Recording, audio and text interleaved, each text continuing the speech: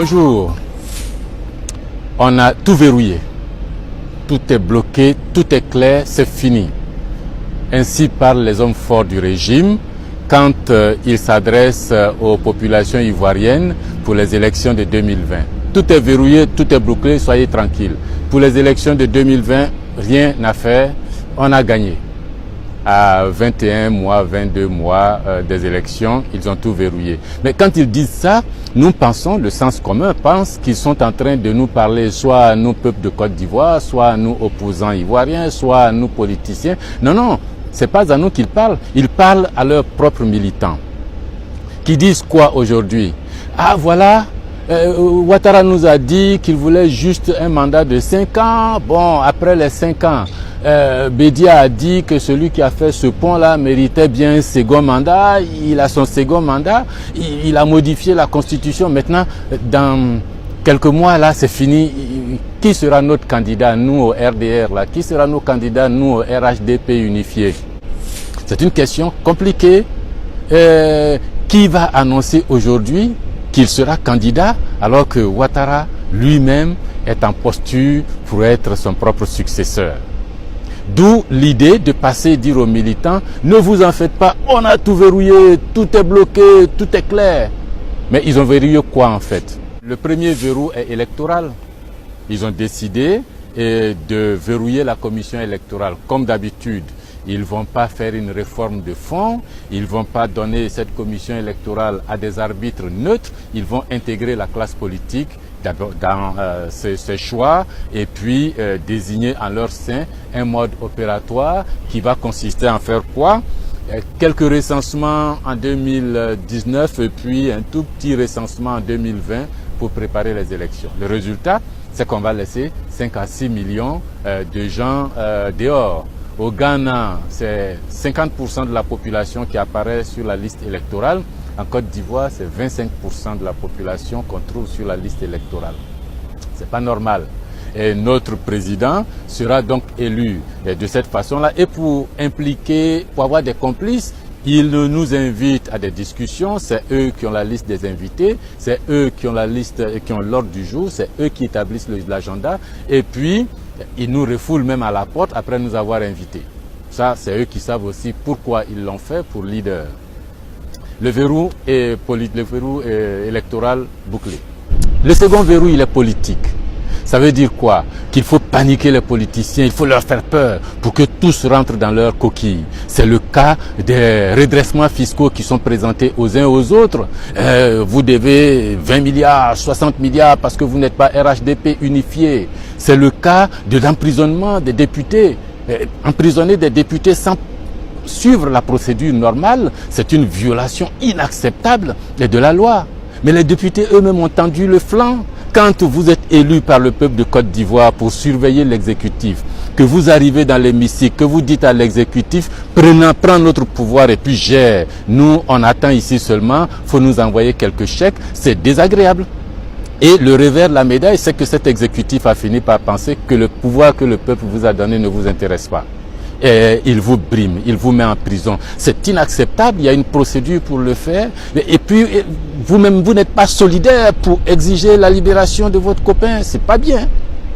Verrou politique, donc, ça aussi, on fait peur à tout le monde, on se couche. Verrou militaire, on fait circuler la semaine dernière une longue liste de militaires. Presque tous les militaires ont eu une promotion. Tous les sergents, 6600 sergents, sont passés sergents-chefs. Le document n'est pas signé, n'est pas daté, mais une histoire de dire aux militaires, mais c'est sorti certainement de l'état-major militaire. Une histoire de dire, ah voilà, vous les militaires, vous serez promus, c'est donc des augmentations de salaire. Ça achète la loyauté des forces de défense et de sécurité de Côte d'Ivoire pour les élections de 2020. Si vous ne nous suivez pas, ceux qui vont venir là risquent de vous enlever tous ces avantages qu'on n'a pas encore conclus, mais vous voyez, on peut le faire. Verrou militaire, là aussi, c'est bouclé. Verrou judiciaire. On connaît la justice, à la faculté de droit, là, on nous explique qu'il y a les juges assis, les juges du siège, ceux qui jugent nos affaires, qu'il y a les juges debout, le parquet, les procureurs, ceux qui font des requêtes au nom du peuple de Côte d'Ivoire. Ce que Ouattara veut, c'est les juges couchés. aplatis, qui font tout ce qu'ils veulent.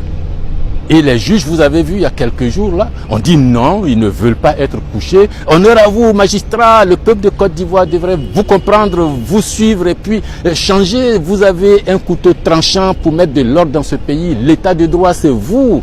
La force du droit, c'est vous. Mais ne vous couchez pas. Ne vous couchez pas. Le verrou économique, enfin, c'est que tout le monde se plaint du franc CFA. Le franc CFA fait que des entreprises ne peuvent pas s'installer ici en grande quantité pour créer des emplois pour nos jeunes qui sont obligés de fuir le Sahel. Ils vont d'Abobo à Niamey, d'Aloa, le Sahel, le désert, être vendus en Libye, traverser la Méditerranée pour ceux qui peuvent pour aller ensuite en Europe. Les Européens eux-mêmes se plaignent de cette politique du franc CFA menée ici et qui conduit à la migration forte vers chez eux. Mais il se trouve que notre président de la République, parmi tous les autres présidents de la zone CFA, qui s'est levé pour dire non, que lui, ça ne le dérange pas du tout, c'est une bonne chose, c'est un arrangement convenable. Verrou économique pour plaire à Paris, parce que bon, nous sommes nombreux à penser que c'est Paris qui installe les chefs d'État chez nous.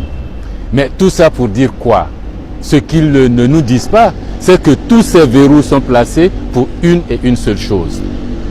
Faire en sorte que Ouattara soit candidat en 2020 et gagne les élections de 2020 pour son 3e mandat. C'est tout. Et les militants, les populations, on vous le dit depuis longtemps, le monsieur a investi de 90 à 2010, 20 ans. Et il ne peut pas passer un mandat de 5 ans pour rentabiliser son investissement. 10 ans ne suffirait pas pour rentabiliser son investissement.